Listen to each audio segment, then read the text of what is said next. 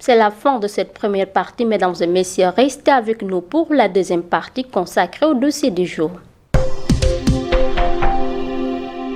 Les populations du département de Fatick sont assoiffées depuis presque 10 ans. L'eau de robinet affectée de calcaire, les consommateurs continuent de payer des factures et ne parviennent pas à avoir le liquide précieux.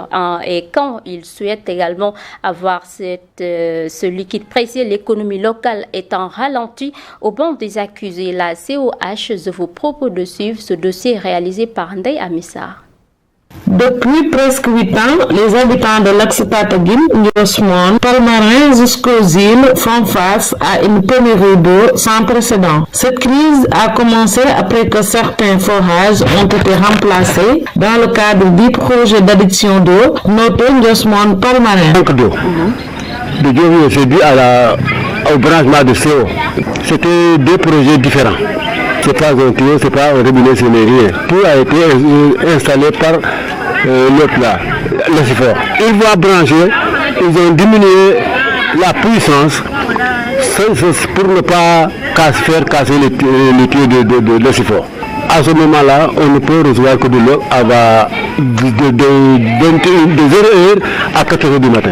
C'est là d'où le soulèvement populaire a commencé. Cette situation alourdit considérablement les tâches domestiques des femmes qui doivent parcourir de longues distances pour trouver de l'eau. Parfois, tu te réveilles très tôt le matin pour s'occuper des enfants ou bien préparer le repas de la maison. Tu ne pourras pas le faire parce qu'on a des problèmes d'eau. On vit ça, mais c'est catastrophique. Parce que j'ai constaté, quand je bois l'eau du robinet, je tousse. Je ne le bois pas.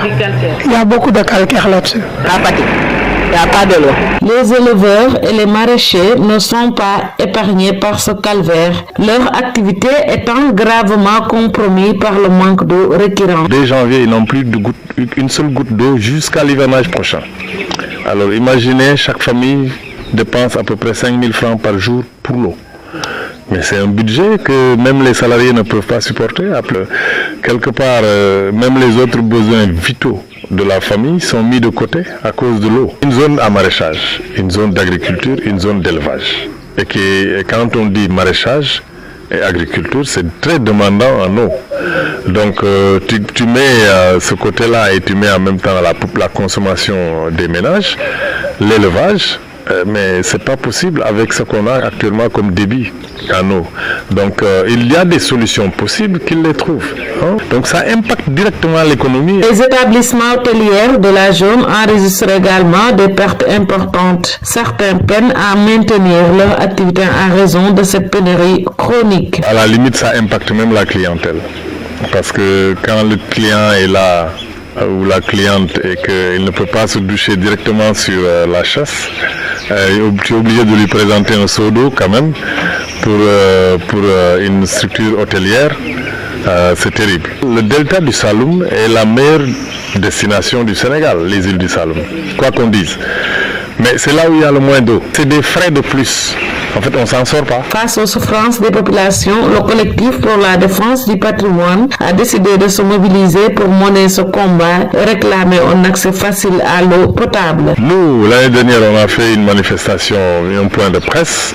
Et durant notre point de presse, à la même période, le directeur de CO était là, le directeur d'exploitation de Seno, c'est Ofor.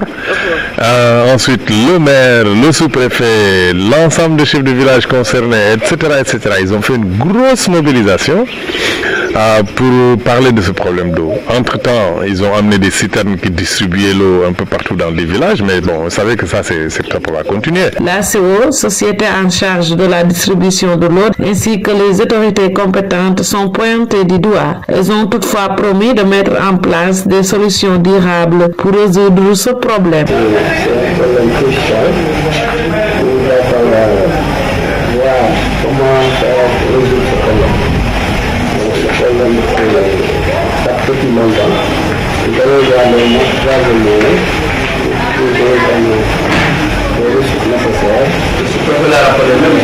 y a un financement qui a été pour également augmenter le allant de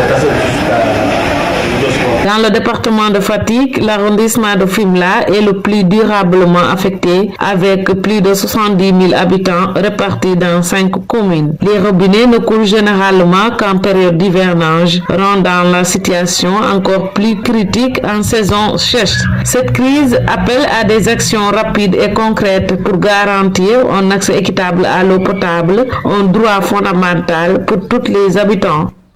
Mesdames et messieurs, c'est la fin de cette édition d'information. Merci de votre aimable attention. L'information continue également sur www.iracsenegal.sn, mais aussi sur toutes nos plateformes digitales. Excellente soirée.